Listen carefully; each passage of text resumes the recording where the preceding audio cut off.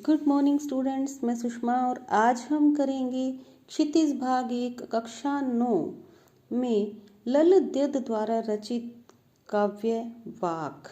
कश्मीरी भाषा की लोकप्रिय संत कवयित्री ललद्यद का जन्म सन 1320 के लगभग कश्मीर स्थित पामपोर के सिमपुरा गांव में हुआ था। उनके जीवन के बारे में प्रामाणिक जानकारी नहीं मिलती। ललद्यद को लल्लेश्वरी, लला, लल योगेश्वरी, ललारिफा आदि नामों से भी जाना जाता है। उनका देहांत सन 1391 के आसपास माना जाता है। ललद्यद की काव्य शैली को वाक कहा जाता है। जिस तरह हिंदी में कबीर के दोहे, मीरा के पद, तुलसी की चौपाई, रसखान के सवैये प्रसिद्ध हैं, उसी तरह ललद्यद के वाक प्रसिद्ध हैं। अपनी वाकों के जरिए उन्होंने जाति और धर्म की संकीर्णताओं से ऊपर उठकर भक्ति के ऐसे रास्ते पर चलने पर जोर दिया जिसका जुड़ाव जीवन से हो।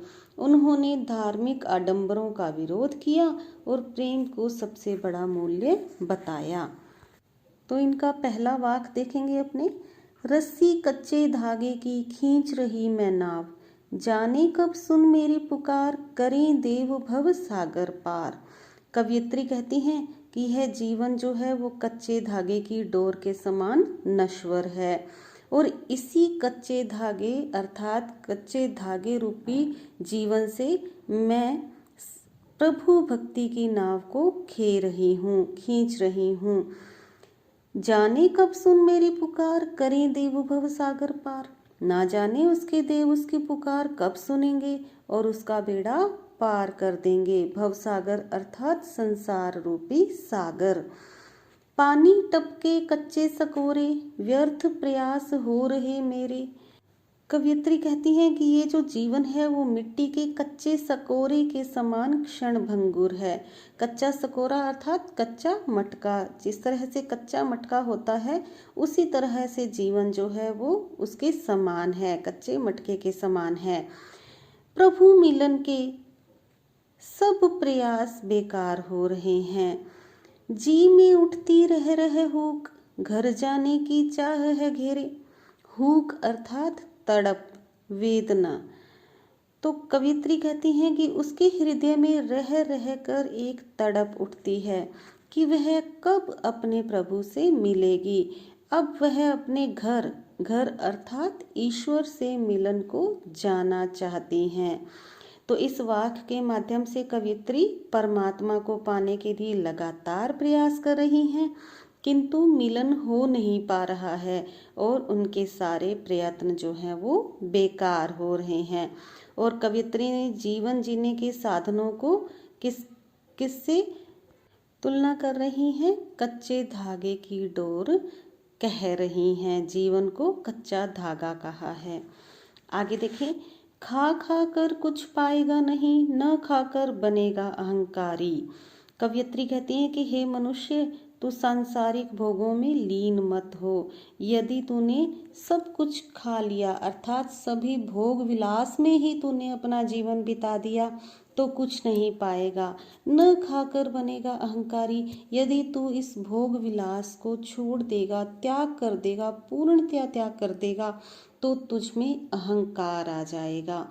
सम खा तभी होगा संभावी, खुलेगी सांकल बंद द्वार की। कवयित्री कहती हैं कि भोग और त्याग में उचित संतुलन रखना चाहिए। इंद्रियों पर उचित संयम रख और मध्यम मार्ग अपनाकर चल।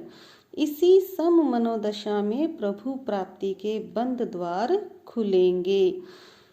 सांकल अर्थात कुंडी और तेरा प्रभु से मिलन होगा। भोग पर संयम रखने से और तपस्या का जीवन जीने से मनुष्य स्वयं को बहुत बड़ा महात्मा समझने लगता है और उसके मन में अहंकार उत्पन्न हो जाता है। सम खाने से आशय क्या है कि भोगों पर उचित संयम रखना अर्थात न तो भोग से दूर रहना और न ही उसमें लिप्त रहना बल्कि उचित भोग करना। आगे देखें। आई सीधी राह से गई न सीधी राह, सुषुम सेतु पर खड़ी थी, बीत गया दिन आह। तो देखें कवयित्री क्या कहना चाहती हैं। सुषुम सेतु अर्थात सुषुम्ना नाड़ी के मध्य, यह नाड़ी ईड़ा और पिंगला नामक नाड़ियों के मध्य स्थित है। कवयित्री कहना चाहती हैं कि उसने तो भव सागर से पार होने का सीधा मार्ग ही चुना था, परंतु इस मार्ग पर चलते चलते वह हठ योग साधना के कठिन मार्ग पर चल पड़ी। सुषुम सेतु पर खड़ी थी, बीत गया दिन आह। सुषुम्ना आदि नाड़ियों को जागृत करने के फेर में उसका सारा जीवन बीत गया। वह उद्धार के लिए कुछ भी पूंजी नहीं कमा सकी। जेब टटोली कौड़ी न पाई, माझी को दूं क्या उतराई। गुरु या ईश्वर को देने के लिए दिव्य गुणों की पूंजी भी उसके पास नहीं थी, अतः किस योग्यता के बल पर वह उद्धार की आशा करती। माझी अर्थात नाविक, पार उतारने वाला, और यहाँ पर माझी किसका प्रतीक है, ईश्वर का प्रतीक है। सुषुम सेतु सुषुम्ना नाड़ी की साधना को कहा गया है। हठ योगी सुषुम्ना नाड़ी में कुंडलिनी जागृत करने के लिए विभिन्न योग साधनाएं करते हैं। कवयित्री ने अपना दिन अर्थात अपना सारा जीवन व्यर्थ की हठ योग साधना में बिता दिया। आगे देखें, थल थल में बसता है शिव ही, भेद न कर क्या हिंदू मुसलमान। ज्ञानी है तो स्वयं को जान, वही है साहिब से पहचान। कवयित्री कहती हैं कि शिव अर्थात परमेश्वर इस सृष्टि के कण कण में व्याप्त हैं, इसलिए हिंदू और मुसलमान के बीच भेद करना ईश्वर का तिरस्कार करना है। ईश्वर के सच्चे भक्त और ज्ञानी को मनुष्य के बीच भेद दृष्टि नहीं रखनी चाहिए, क्योंकि ज्ञानी के ज्ञान की कसौटी आत्मज्ञान अर्थात स्वयं को जानना है। जो अपने आप को जान लेता है वही ईश्वर को भी जान लेता है, क्योंकि परमात्मा आत्मा के रूप में सभी के भीतर विद्यमान है। अब कवयित्री स्वयं को जान लेने को ही ईश्वर से पहचान बता रही हैं। तो ये हैं लल द्यद कवयित्री के वाक। तो कैसी लगी आपको ये कविता? अगली वीडियो के लिए बने रहें मेरे साथ। Thank you.